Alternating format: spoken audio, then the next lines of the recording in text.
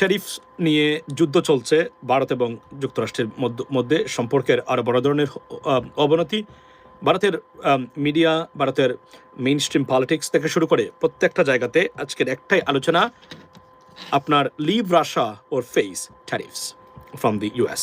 So that's the situation between the United States of America and India, ladies and gentlemen. So it's a big news, it's a big spat going on between these two countries because Ukraine Russia যুদ্ধের যে প্রভাবটা এবং directly যুক্তরাষ্ট্রের senate এবং কংগ্রেস যে committee, যারা foreign relations committee, তারা সরাসরি ভারতকে দোষেছে। চীন, ভারত এবং ব্রাজিলের মতো দেশকে তারা আপনার মানে দায়ী করেছে যে এই যুদ্ধ রক্তের উপর দাঁড়িয়ে বা মানুষত্বার উপর দাঁড়িয়ে তেল কিনছে ভারত, এটাকে দায়ী করেছেন সরাসরি। এবং Biden administration was too tough on India, even though we expected বা Indian authorities expected that it could be eased of when President Trump takes office, but it did not happen, ladies and gentlemen, rather than it actually going on a opposite direction. So let's talk about that scenario, what's going on. আজকে আপনার যুক্তরাষ্ট্র যে গতকালকে রাত্রেও আমি বলার চেষ্টা করেছিলাম যে বিলটা এসেছে এই আজকে আপনার এই সেনেটে, লিন্ডসে গ্রাহাম যে বিলটা এনেছেন আপনার ইউক্রেন এবং রাশিয়া যুদ্ধ আপনার বন্ধের জন্য, যারা রাশিয়া থেকে চিপ দামে অর্থাৎ চিপ প্রাইসে বা সস্তায় তেল কিনে তারা বলছেন যে রাশিয়াকে ইউক্রেন যুদ্ধ মানে এটাকে প্রলম্বিত করা বা এটাকে প্রলং করা আপনার জন্য দায়ী যারা, তার মধ্যে রাশিয়া এবং আপনার চীন, ইন্ডিয়া এবং ব্রাজিলকে দুষছেন ইউএস অথরিটিজ। সো এই কারণে যে বিলটা এনেছেন যে এদেরকে পানিশমেন্ট দেওয়া বা পানিশ করার জন্য স্যাংশন থেকে ট্যারিফস, তো এই ক্ষেত্রে ভারতের উপরে 500% আপ টু 500% ট্যারিফস মানে আরোপ করার কথা বলা হয়েছে এই বিলে, উইচ ইজ ভেরি ভেরি আপনার এক ধরনের যে এই বিতর্কটা এই জায়গাতে সৃষ্টি করেছে। প্রশ্ন হলো এখানে একটাই কথা যে leave Russia or face tariffs, এইটি হচ্ছে বর্তমানে মানে আপনার যুক্তরাষ্ট্রের স্লোগান, এবং এটা বাইপার্টিজান ক্ষেত্রে supported by bipartisans members of Congress or senators. এখানে বলে রাখি, কেননা বাইডেন অ্যাডমিনিস্ট্রেশনও এই ধরনের পদক্ষেপ নেওয়ার জন্য ভারতের বিরুদ্ধে সেটা তারা চেষ্টা করেছিলেন, বাট সফল হয় নাই ওই অর্থে, বিকজ তখন রিপাবলিকানরা ওই অর্থে এটাতে আপনার সাপোর্টস দেন নাই। এখন ট্রাম্প এনেছেন এবং বাইডেন অ্যাডমিনিস্ট্রেশনের সাথে নরেন্দ্র মোদী গভর্নমেন্টকে বিশেষ করে ডেমোক্রেটিকরা কোনো অবস্থা পছন্দ করে না আগ থেকেই, এবং এটাই বর্তমানে সীমাবদ্ধ। সো ভারতের জন্য একটা সবচেয়ে খারাপ খবর এই ক্ষেত্রে, টোটালি মানে বন্ধ করতে হবে। এই খবরটা শোনার পরে ভারতের স্টক মার্কেটে এক ধরনের হতাশা বা অস্থিরতা তৈরি হয়েছে, কেননা একের পর এক এবং এই যুক্তরাষ্ট্রের প্রেসিডেন্ট ট্রাম্প ক্ষমতা নেওয়ার পর থেকে ভারতের অর্থনীতির সবচেয়ে টালমাহার বা ফ্লাকচুয়েশন যেটা মানে হয়েছে বিগত কয়েকটা মাসে, কোনো না কোনোভাবে প্রেসিডেন্ট ট্রাম্প এখানে মানে সরাসরি যুক্ত, লেডিস এন্ড জেন্টলম্যান। সো আজকের যে মানে এটি হচ্ছে সবচেয়ে বড় খবর এবং সব জায়গাতে আছে। এবং আমি মূল জায়গাতে যাওয়ার আগে আমি একটা জিনিস বলতে চাই, সেটা হচ্ছে আপনার মুস্তাফিজ এবং আইসিসি ইস্যুতে বাংলাদেশের অবস্থানের ক্ষেত্রে আমাদের সাবেক ক্রিকেটার, চট্টগ্রামের ক্রিকেটার আপনার তামিম ইকবাল বলেছেন যে উনি দেখিয়েছেন যে 99% মানে ফাইন্যান্স আসে আইসিসি থেকে আপনার, সুতরাং বাংলাদেশের উচিত হলো মানে ভারতে খেলতে যাওয়া। আমি মনে করি এটা একটা দালালির মানে কাজ, এই হচ্ছে আমাদের সমস্যা। সে মনে করে এই কথাটা কেন বললো, কারণ সে ধারাভাষ্যকার হিসাবে যায় আপনার এই কি তামিম ইকবাল, তার ব্যবসায়িক স্বার্থ আছে বাংলাদেশের স্বার্থের বাইরে, এবং এই জন্য এই কথাটা উনি বলেছেন। আমি তার তীব্র প্রতিবাদ জানাই, কারণ যে ধরনের ব্যবহার এখানে করা হয়েছে, এই সবচেয়ে বড় প্রবলেম হচ্ছে আমাদের কি জানেন, আমাদের দালাল শ্রেণীর সংখ্যা আমাদের দেশের রাজনীতিতে এবং সংস্কৃতিতে এবং স্পোর্টসে সবচেয়ে বেশি। আপনি দেখেন না কেন ফেরদৌসের মতো ব্যক্তি এখন ভারতে থাকে, অথচ সে একজন আমাদের তারকা, এবং এই প্রত্যেকটা তারকাকেই কোনো না কোনোভাবে ভারতীয় মানে সংস্থা যারা আছে তারা ক্যাপচার করেছে কোনো না কোনোভাবে, এবং এটাকে তারা বাংলাদেশের বিরুদ্ধে ওনাদেরকে তারা কাজে লাগিয়েছে, লেডিস এন্ড জেন্টলম্যান। সো এই জন্য আমি তামিমের এই বক্তব্যের তীব্র প্রতিবাদ করি। এখানে বলে রাখি, এই সরকার যে সিদ্ধান্ত নিয়েছে এখানে আলোচনার দ্বার খুলবে এই কারণে, ভারতের কাছে মানে আপনার যদি আইসিসি মানে সব কিছু এই কারণে আইসিসি বাংলাদেশকে বাদ দিয়ে দিত, সো হোয়াট, দেশের বৃহত্তর স্বার্থ, দেশের আত্মমর্যাদা বা ডিগনিটির উপরে আর কোনো কিছু হতে পারে না। আমি তামিম ইকবালকে সবাই আপনারা যারা আছেন তামিম ইকবালকে তার এখানে গিয়ে এটা প্রতিবাদ জানিয়ে আসুন। এটা এক ধরনের দালালি এবং তার ব্যবসায়িক এবং তাদের যে ক্রিকেটের সম্পর্ক ভারতের সাথে, এখানে হলো সবচেয়ে বড় সমস্যা যে আমাদের দেশে সব জায়গায় ভারত দালাল তৈরি করেছে এবং এই দালালদের কারণেই আমাদের দেশটা আসলে সত্যিকার অর্থে বিপন্ন। রাজনীতিতে দালাল তৈরি করেছে, স্পোর্টসে করেছে, সংস্কৃতিতে করেছে, প্রতিটা ক্ষেত্রে তারা এই ধরনের দালাল তৈরি করেছে বলেই সে কোনো কিছু না বুঝেই উঠে মন্তব্য করে দিল 99, মানে সে বলতেছে এখানে ওকলাতি করতেছে, কিন্তু মুস্তাফিজকে না আনোয়ার ক্ষেত্রে তার প্রতিবাদের জায়গাটা কোন জায়গাতে? এগুলোতে নাই। তো এটা হচ্ছে সবচেয়ে ইম্পর্টেন্ট জিনিস।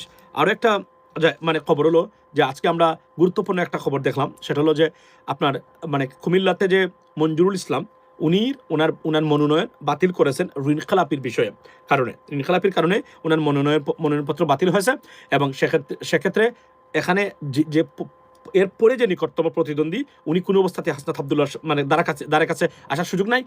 প্রিজিউমেবলি ধরে নেওয়া যায় যে হাসনাত আবদুল্লাহ হচ্ছেন ওই আসনের আগামীর এমপি এখন পর্যন্ত, যদি সব কিছু ঠিক থাকে। যদিও মঞ্জুরুল আলম সাহেব ইসলাম ওর কি মানে সম্ভবত উনি বলেছেন যে উনি এসে বলেছেন যে না আমার এটা শেষ হয় নাই, আমি এখনো মানে এটা আমার অ্যাডভোকেটের সাথে, এবং উনি লাইভে এসে ওনার অ্যাডভোকেটের সাথে কথা বলছেন, বিভিন্নভাবে বুঝিয়ে দেওয়ার চেষ্টা করতেছেন যে না আমার এটা শেষ হয় নাই। এখানে বলে রাখি মঞ্জুরুল ইসলাম সাহেবকে আমি একটা অনুরোধ করবো, সেটা হচ্ছে আপনি 4বার এমপি হয়ে গেছেন অলরেডি। আপনি 4বার যদি এমপি হয়ে যান আপনার আর এমপি হওয়া উচিত না, এটা আমি মনে করি। আমি 3বারের বেশি কাউকে দেবো না এমপি, আর হেড অফ স্টেট 2বারের বেশি কেউ হতে পারবে না। এটা হচ্ছে আমাদের ছিল এটা আমাদের প্রপোজ না, আমরা অনেক এই সরকার প্রপোজ করেছে, এর অনেক আগ থেকে আমরা এই বিষয়ে বক্তব্য দিচ্ছি এবং কথা বলে আসছি, আপনারা সবাই জানেন। সুতরাং আমি আপনাদেরকে অনুরোধ করবো লেডিস এন্ড জেন্টলম্যান, যে মঞ্জুরুল ইসলাম সাহেব আলমকে বোঝান, মানে উনাকে ডিউ রেসপেক্ট, উনার বাচ্চার মতো ছেলে, আমাদের রাজনীতিতে ফ্রেশ ব্লাড দরকার। সুতরাং হাসনাত আবদুল্লাহ এখানে এসেছে, তাকে ছেড়ে দেখ, উনি অপচেষ্টা করবেন, উনি অলরেডি ঋণ খেলাপি। উনার মতো একজন ঋণ খেলাপি ব্যক্তি কেন এমপি হবে? যদি এমপি উনি হন তাহলে উনার ঋণ খেলাপি, উনার ঋণ মারবেন না জনগণের ঋণ মারবেন? এই প্রশ্নটা গতকালকে করেছি, আজকেও আপনাদেরকে আমি করলাম। যারা নিজেরা ঋণগ্রস্ত তার আর্থিক অবস্থার উন্নতি উনি চেষ্টা করবেন, নাকি আপনার আর্থিক অবস্থার উন্নতির জন্য উনি চেষ্টা করবেন? সুতরাং এই ধরনের ব্যক্তি যারা আছেন তাদেরকে না বলুন।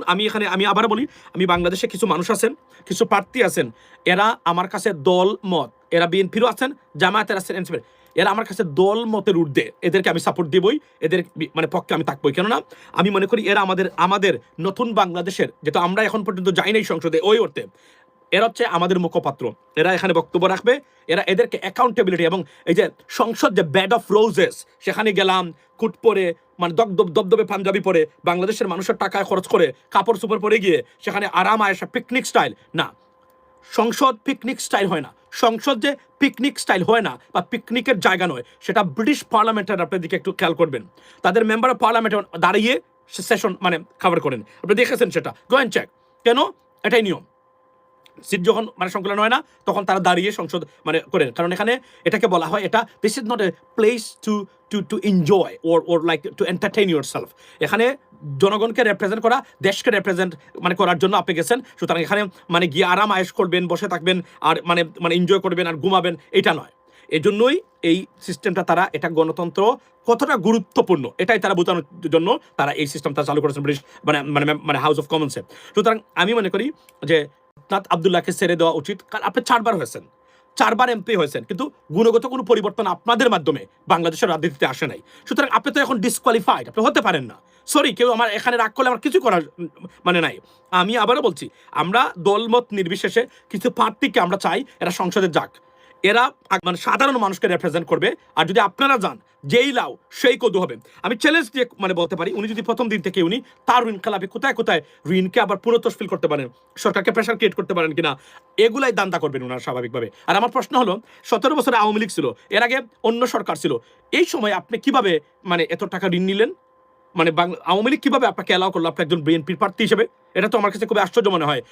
যেখানে অনেক ত্যাগী বিএনপির নেতা, ব্যবসার ড্রাইড অফ হয়ে গেছে, তাদের ব্যবসা মানে আপনার ধ্বংস হয়ে গেছে, তাদের সব অর্থনীতি ধ্বংস হয়ে গেছে, তারা দেশে থাকতে পারে না ঠিক মতো, দেশে আসতে পারে না ঠিক মতো, মানে কোনো ধরনের সুবিধা পায় না সরকার থেকে, যারা ত্যাগী বিএনপির বড় বড় নেতা বা মানে বিজনেসম্যান আছেন। আপনাদের বিজনেসে এত টাকা লোন আপনারা কোন সময় নিলেন, কিভাবে নিলেন?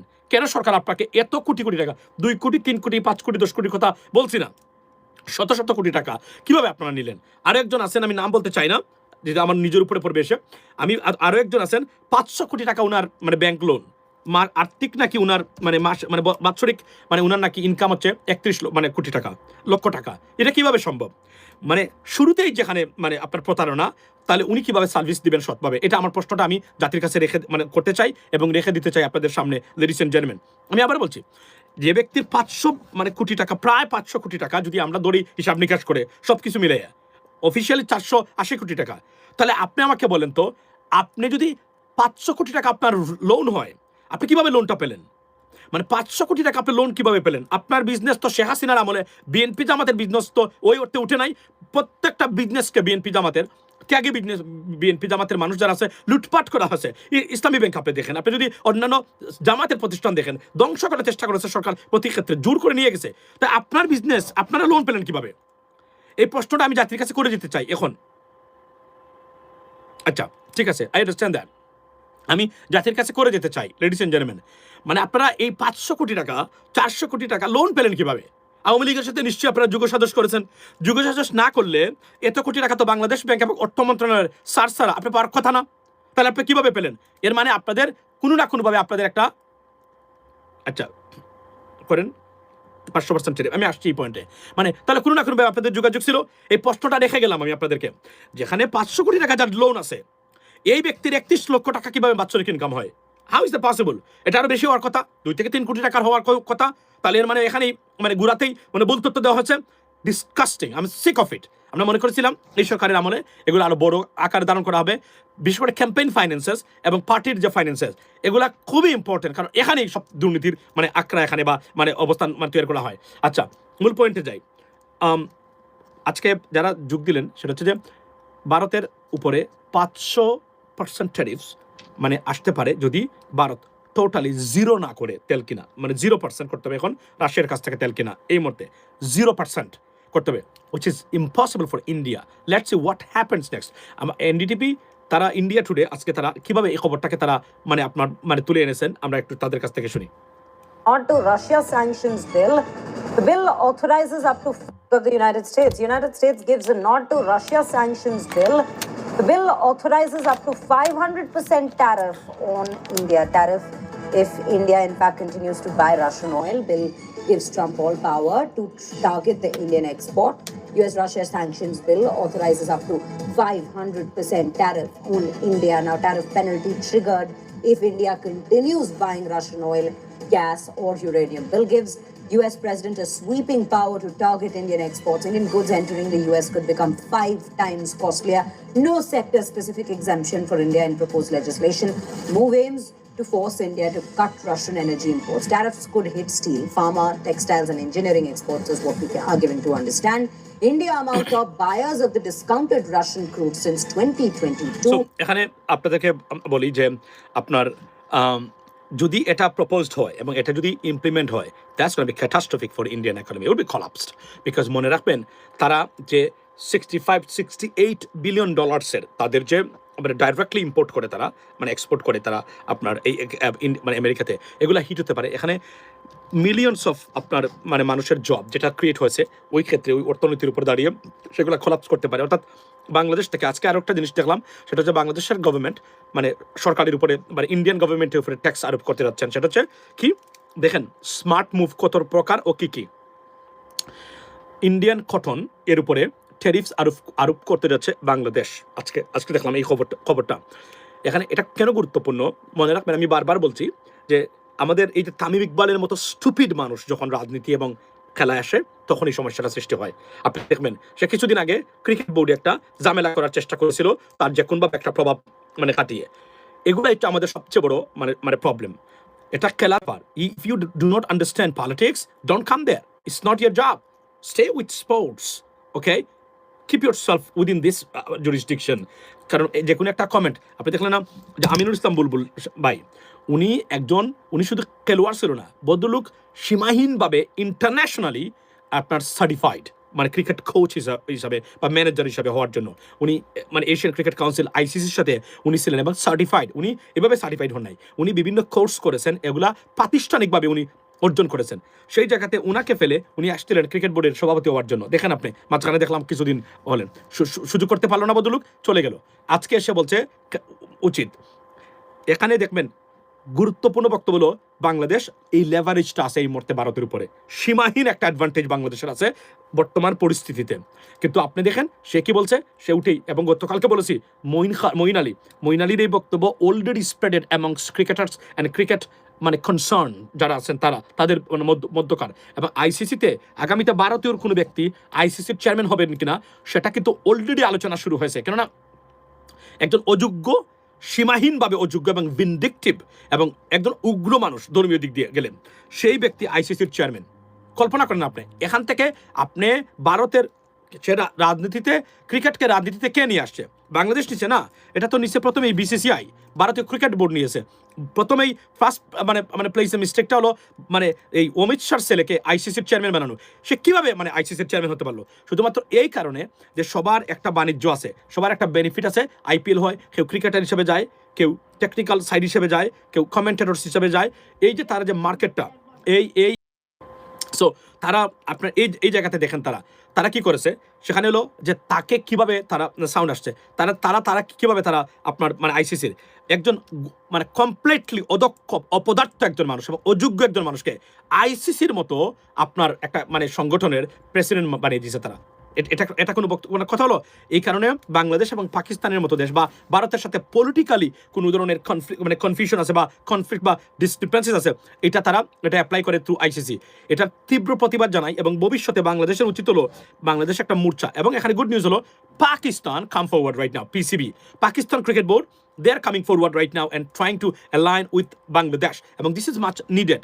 মনে রাখবেন, পাকিস্তান বাংলাদেশ ছেড়ে আইসিসি চলতে পারবে না। ভেরি লিমিটেড মানে দেশ ক্রিকেট খেলে, এর ভিতরে যদি পাকিস্তানের মতো এবং বাংলাদেশের মতো যায়, এবং এখানে পাকিস্তান বাংলাদেশ যদি আরো একটা দেশকে তাদের সাথে জয়েন করাতে পারে, তাহলে ভারতের কবল থেকে আইসিসিকে মুক্ত করা সম্ভব। আর ভারতীয়রা ক্রিকেটে আসে এবং এটা তাদের গড বলে, তাদের গড বলে, nothing wrong with that, they can say that. তো যদি এটা হয়, তারা এখানে আসবে এবং তারা এখানে থাকবে, তারা ক্রিকেট থেকে যাবে না। আর যদি এভাবে চলতে থাকে, তাহলে এই গেম অফ জেন্টলম্যান যেটা, এটা একটা পর্যায়ে, কারণ ভারতীয়রা আর যাই হোক জেন্টলম্যান না, সবাই না, বাট মানে যারা মানে ভারতীয় ম্যাক্সিমামই তারা খুবই মানে ভিনডিকটিভ এবং ধর্মীয় দিক নিয়ে তারা সব কিছু বিবেচনা করে। সুতরাং আমি কনসিকুয়েন্টলি আমি বলবো যে ভারত পাকিস্তান আরও একটা দেশকে যদি তারা তাদের মোর্চা আনতে পারে, মানে আইসিসিকে এটা বোঝানো সম্ভব এবং আইসিসি এই কথা শুনতে বাধ্য। কেননা এটা তো সবচেয়ে মানে বিপজ্জনক ডিসিশন এবং ভারতের আইসিসির স্বার্থ বিরোধী ডিসিশন, যখন ভারতের মানে এই মানে অমিত শাহর সন্তান আইসিসির যেখানে মমতা বন্দ্যোপাধ্যায় গতকালকেও দেখছি আমি বলেছেন, উনি ক্রিকেটের সভাপতি, আইসিসির সভাপতি বা প্রেসিডেন্ট কে হওয়া দরকার, ছিল সৌরভ গাঙ্গুলি, গতকালকে আমরা বলেছি, কিন্তু তাকে বানিয়েছেন তারা আপনার এই কি। বাই দ্য ওয়ে, আরও একটা খবর হলো, সেটা হলো যে আপনার বাংলাদেশের মানে বিমান বাহিনীর প্রধান গতকালকে বলেছিলাম যে আসিফ মনির সাথে দেখা করেছেন, যেগুলা ভারতের সবচেয়ে মানে being watched by Indian authority, যে তারা এই কাজগুলো তারা করতেছেন মানে প্রতি ক্ষেত্রে।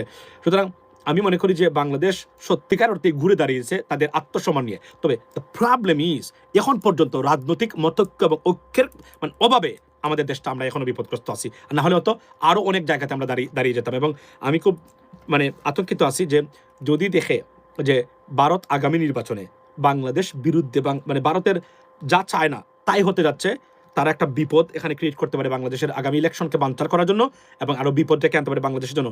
আমি এখানে বাংলাদেশের সকল রাজনীতিবিদদেরকে ঐক্যবদ্ধ হওয়ার জন্য আমি অনুরোধ জানাচ্ছি, এবং যত দালালরা আছেন সেই দালালদের বিরুদ্ধে আপনি রুখে দাঁড়ানোর জন্য আমি বলবো। এবং আরও একটা মানে অনুরোধ আমি করতে চাই, বাংলাদেশের মানুষ যারা আছেন, আপনি যারা যেখানে আছেন, যাদের কাছে আপনারা রিচ আউট করবেন, প্রত্যেককে বলে দিবেন নির্বাচনে যেতেই হবে। কেন যেতে হবে জানেন? ভোট কেন্দ্রে ভোট দেওয়ার জন্য। এবং এই ভোটের বিপক্ষে যদি কোনো ব্যক্তি বক্তব্য দেয়, যে দল দিবে না কেন, যে দলের নেতাই দেখ না কেন, আপনারা তার প্রতিবাদ করবেন। মনে রাখবেন, ভোট জয় হলে বিএনপির লাভ না, পার্সোনালি লাভ না, জামাতের লাভ হচ্ছে আপনার এবং বাংলাদেশের। এবং এই 54 বছর পরে এমন একটা সুযোগ বা সঠিক সময় সুযোগ পেয়েছেন আপনারা আপনাদের দেশটাকে নিজের কন্ট্রোলে নেওয়ার। পার্টিকুলারলি 72-এর সংবিধান ভারতের লেখা সংবিধান। এই সংবিধান বাংলাদেশের মানুষের সংবিধান হতে পারে না। আমি আবার বলি, আমি সরি টু সে দ্যাট। এবং এই ভোটের মাধ্যমে আমাদের প্রবাসীদের ভোটাধিকার প্রতিষ্ঠা পাবে, মানে প্রার্থিতা এখানে নিশ্চিত হবে। নট অনলি দ্যাট, বাংলাদেশের মানুষের সুশাসনের ক্ষেত্রে এবং জুলাই বিপ্লবকে স্বীকৃতি দেওয়া হবে। এটাই হবে আগামীর বাংলাদেশের মূল জায়গা, লেডিস এন্ড জেন্টলম্যান। এবং আরও একটা জিনিস বলতে চাই, আপনার জগচুতে হারার পরে আমি দেখেছি অনেকেই মানে বলতেছেন মেশিন, মানে অনেক নেতা বলতেছেন মেশিন ঠিক নাই, কারচুপি করেছে, শিবির করেছে, এই করেছে। কিন্তু ধন্যবাদ দিতে চাই আমি ছাত্রদল মানে মানে সমর্থিত প্রার্থী রাকিবকে। রাকিব কিন্তু বলেছে যকসুর নির্বাচন নিরপেক্ষ হয়েছে এবং অবাধ হয়েছে। তাকে ধন্যবাদ, কৃতজ্ঞতা জানাই এবং তার লেভেলটা আরও উপরে নিয়ে গেল এটার মাধ্যমে। আপনি মনে রাখবেন, যখনই আপনি আপনার ব্যর্থতা বা আপনার যে পরাজয়টা, এটাকে আপনি বলবেন যে সুন্দরভাবে এটাকে আখ্যায়িত করবেন, মানে কোনো এক্সকিউজ না দেখিয়ে, মানুষের মধ্যে কিন্তু আপনি আরও জনপ্রিয় এবং মানুষ আফসোস করবে এই ধরনের মন মানসিকতার একজন মানুষকে আমি কেন ভোট দিলাম না। কিন্তু আপনি যখনই দেখবেন যে এটাকে অন্যভাবে নেওয়ার চেষ্টা করেন, যে আপনি বোঝানোর চেষ্টা করেন যে আমি প্রার্থী ছিলাম, মানুষ আমাকে ভোট দেয় নাই। বিএনপির মানে যারা আছেন, আমরা বিএনপির একজন শুভাকাঙ্ক্ষী হিসাবে বলছি, এই মুহূর্তে আপনাদেরকে বসে ঠিক করতে হবে what is going on, what went রং। এখন বলছেন কি যে আগামী ইলেকশন এটার প্রভাব পড়বে না। আমি মনে করি আগামী ইলেকশনে ভালো একটা প্রভাব পড়বে, এটার না পড়ার কোনো কারণ আমি দেখি না, এটা পড়বে। এবং আমি মনে করি এখনই বসে ঠিক করা দরকার এই এক মাসে কীভাবে মিটিগেট করা যায় মানুষের কনসার্নগুলা, সেটাই সবচেয়ে দেখার বিষয়। আজকেও যে কয়েকটা খবর দেখেছি, একটা খবরও বিএনপির পক্ষে গেল না, একটা খবরও বিএনপির পক্ষে গেল না। বিএনপির পক্ষে কিছু মানে আসি আমরা অনেক ভুলভাল তথ্য দিয়ে আমরা চেষ্টা করি, এবং কিছু সোশ্যাল মিডিয়া অ্যাক্টিভিস্ট যারা ভুলভাবে বিভিন্নভাবে এবং ভিন্ডিকটিভ ওয়েতে এগুলো প্রচার করার চেষ্টা করেন, সোশ্যাল মিডিয়াতে অ্যাক্টিভিজম করেন বিএনপির পক্ষে বা ওই অর্থে আমি মনে করি আপনারা বিএনপির যথেষ্ট পরিমাণ ক্ষতি করে যাচ্ছেন। আপনারা যে ইস্যুগুলা আওয়ামী লীগ করে তারা ধ্বংস হয়েছে, সেই ইস্যুগুলা দিয়ে বিএনপিকে আপনারা মানে প্রেজেন্ট করার চেষ্টা করেন। Do not do that. এগুলা মানুষ পছন্দ তো করেই না, বরং এগুলা ঘৃণার পাত্রে পরিণত করতেছেন আপনারা। আপনাদের এই জ্ঞান পাপি এবং চিকেন ব্রেইনের মানে অ্যাক্টিভিজম, মানে মানে social media activism, please stop it. You are damaging BNP, defaming BNP. Yes, it is. You are absolutely, seriously damaging BNP's any prospectivity in coming election. আমি বলতে গেলে, কারণ আপনারা কি যারা বড় বড় অ্যাক্টিভিজম দেখে তারা এখনো রাজাকার 1971, 72, 75 এগুলো নিয়ে আসেন। আমি বারবার বলছি this is not going to work, it didn't work. This is the display. 5টা ছাত্র সংসদ নির্বাচন, there's a clear cut evidence and display of that rejection, ladies and gentlemen. This rhetoric narratives have been rejected by the mass people of Bangladesh, and particularly আপনি দেখেন কত হাজার শিক্ষার্থী, এটা অ্যালার্মিং। বিএনপি কেন এখন বসা উচিত? 5টা ইউনিভার্সিটিতে কত হাজার শিক্ষার্থী ছিল, এবং প্রত্যেকটার আলাদা আলাদা পরিবার আছে। আপনি দেখেন এই এত হাজার মানে শিক্ষার্থীর পরিবার আছে, এত হাজার পরিবারেই তারা মানে ধরে নেবেন আপনি যে এরা আপনাকে আর ভোট দিবে না, যদি এই হয় রেজাল্ট। এখন একটা সিরিয়াস ঘটনা ঘটতে যাচ্ছে আগামী ইলেকশনে, যদি এটা মিটিগেট না করা হয়। বিএনপির বসে সিদ্ধান্ত নেওয়া উচিত কি স্লোগান বা কি বার্তা বা মেসেজ যখন তারা দিবেন, মানে এই ভুলগুলাকে মিটিগেট করে যে এগুলো রিপিট হবে না মানে ইলেকশনের পরে বা ক্ষমতায় গেলে, এটাই এখন দেওয়া উচিত। কিন্তু আপনি যদি মনে করেন যে তারা কারচুপি করেছে, মেশিন আগের মতো ছিল, আপনি একটা নির্বাচনে বলেছেন, 2টা ছাত্র সংসদ নির্বাচনে বলেছেন, 3 নম্বরে বলেছেন, 4, 5 আর বলতে পারেন না। এটা হাস্যকর এবং মানুষ এটাকে হাস্যকর হিসাবেই দেখছে এই মুহূর্তে, ladies and gentleman. So this is from me. এবার আমি এতটুকু আপনাদেরকে বলি, আমরা আমাদের আত্মমর্যাদা, আমাদের সম্মান, ডিগনিটি আমরা পুনঃপ্রতিষ্ঠা করেছি। এবং আমি বলি, আমি যদি রাষ্ট্র ক্ষমতা থাকতাম এখন, we should have the leverage. আমাদের হচ্ছে পয়েন্ট বেশি মানে ওভার ইন্ডিয়া। ওয়াই? বিকজ বারবার বলছি we are their market, they are not our market. আমরা তাদের কাছে বিক্রি করি না এবং আমরা তাদের কাছ থেকে কিনি না। তারা একসময় প্রমাণ করেছে বাংলাদেশ থেকে, ভারত থেকে যদি পেঁয়াজ এবং চাল না আসে, বাংলাদেশ না খেয়ে মরবে, মানে কাঙ্গাল বলতো তারা আমাদেরকে, লাইক বাংলিশ। এই ইউনূস সরকারের সময় অনেকগুলা ব্যর্থতার ভিতরেও কিছু জিনিস যে সফলতা, এর মধ্যে একটা জিনিস হলো ভারত থেকে নিত্য প্রয়োজনীয় পণ্য না কিনলে বাংলাদেশ চলতে পারে, সেটা তারা সুস্পষ্টভাবে তারা প্রমাণ করেছেন, যদি আপনি চান, রাইট? কিন্তু সমস্যা হলো বাংলাদেশের যে ব্যবসায়ীরা, এই যে সিন্ডিকেটওয়ালারা, এরা ভারতের সাথে এমনভাবে মানে জড়িত, বা ওই লেভেলের ওই সিন্ডিকেটের মানুষ, তারা এটাকে বোঝানোর চেষ্টা করে এবং এস্টাবলিশ করার চেষ্টা করে যে ভারত থেকে যদি না আসে আমরা পারবো না।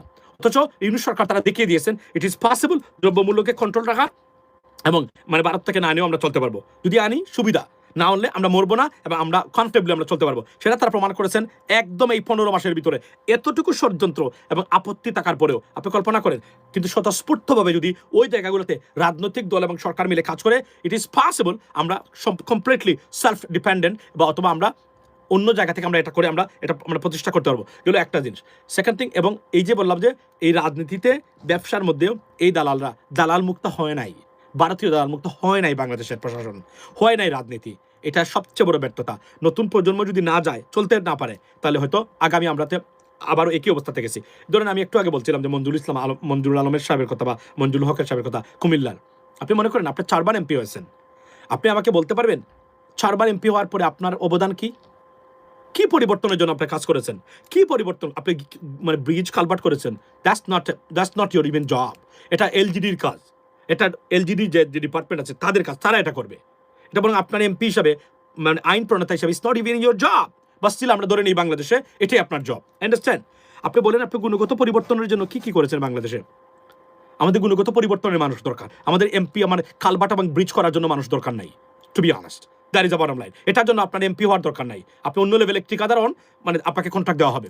কিন্তু যে পরিবর্তনের জন্য দরকার, সেই পরিবর্তনের মানুষ আমাদের সংসদে পাঠাতে হবে। That is a bottom line, ladies and gentleman. এবং এই মানুষের জন্য কাজ করেন যারা আওয়াজ তুলবে, প্রতিবাদ করবে এবং গুণগত লেজিসলেটিভ পরিবর্তনের জন্য কাজ করবে, এই ধরনের মানুষ দরকার। আর যারা 4বার এমপি হয়ে গেছেন, আমার মতে ইউ আর ডিসকোয়ালিফাইড, এক্সেপশনাল কিছু ক্ষেত্রে। ধরেন বেগম খালেদা যেহেতু থাকতেন, আমরা বলতাম না, এই ধরনের মানুষের কিছু মানুষ আছে, এদেরকে তো বাদ দেওয়া যাবে না, উনারা বাদে আর যারা আছেন, যারা অন্ততপক্ষে, এবং এটাই হবে, আপনারা যারা অলরেডি 3বার 4বার হয়ে গেছেন, this is your last and suppose to be your last election. You should not run for any more office, just make some space for newcomers, fresh blood. That is the bottom line. এভাবে আপনারা কুক্ষিগত করে রাখতে পারেন না বছরের পর বছর, রাইট? তারপরে আপনি ঋণ খেলাপি, ইউ আর ডিসকোয়ালিফাইড 100%।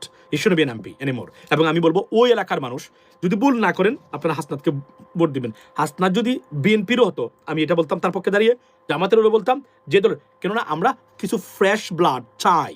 আমি আসিফ মাহমুদের কথা বলবো না, আমি সান্ডা মাহফুজের কথা বলবো না, সরি ফর মাই ল্যাঙ্গুয়েজ, আমি বলতে বাধ্য হলাম এই ভাষাগুলা, কারণ এই দুইটা এই এনসিপি এবং জুলাইকে কুক্ষিগত করে নষ্ট করেছে এই দুইজন লোক। এদের পক্ষে আমি বলছি না, বাট আমি এই ধরনের কিছু লোক আছে, তাদের পক্ষে এখনো দাঁড়িয়ে আমাদেরকে কথা বলতে হবে, এর কোনো বিকল্প অন্তকে আমি দেখি না, ladies and gentleman. So this is from me.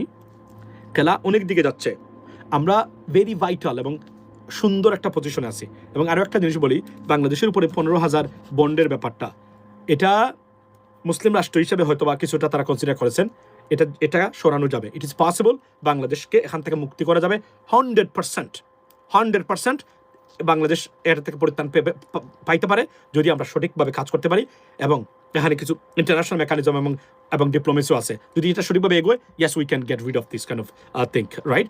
So that's what it is from me, ladies and gentleman. Fight for it. We are in a better position right now in terms of Indian relationship. By the way, বলে রাখি, we're not saying we don't need any relationship with India. We must have a nice relationship, fair and square, so that we can have a nice bilateral relationship. এবং এই যে ভারত যে আজকের বিপদে পড়তেছে বিভিন্নভাবে, ভারতের দেখেন তারা কতটা অকৃতজ্ঞ ভারতীয়রা। তারা মূল অর্থনীতিটা ডিপেন্ড করে মুসলিম প্রধান রাষ্ট্রের সাথে। ভারতের অর্থনীতি টিকে আছে মুসলিম প্রধান মানে ডমিনেন্ট কান্ট্রিজগুলোর সাথে, অথচ তারা মুসলমান দেখতে পারে না। This is unbelievable, this is unacceptable, this is ungratefulness. এটা ভারত অ্যাড্রেস করা দরকার এবং এটা মিটিগেট করা দরকার। মধ্যপ্রাচ্য এবং এই দেশগুলোর সাথে মিলেই ভারতের মূল বাণিজ্য, অথচ তারা এদের সাথে তারা বিচ্ছেদ করে এবং এদেরকে তারা সহ্য করতে পারে না। এটা হতে পারে না। তারা যদি তাদের সেন্টিমেন্ট বা তাদের আইডিওলজি পরিবর্তন করে, ভারতের অনেকগুলা স্যাংশন থাকার পরে ভারত টিকে থাকতে পারবে শুধু ওই দেশগুলোর সাথে, মানে তাদের আন্তঃরাষ্ট্রীয় সম্পর্ক গঠন করার কারণে। Ladies and gentleman, this is what it is from me right now. Have a blessed day, see you and keep watching, see you tomorrow.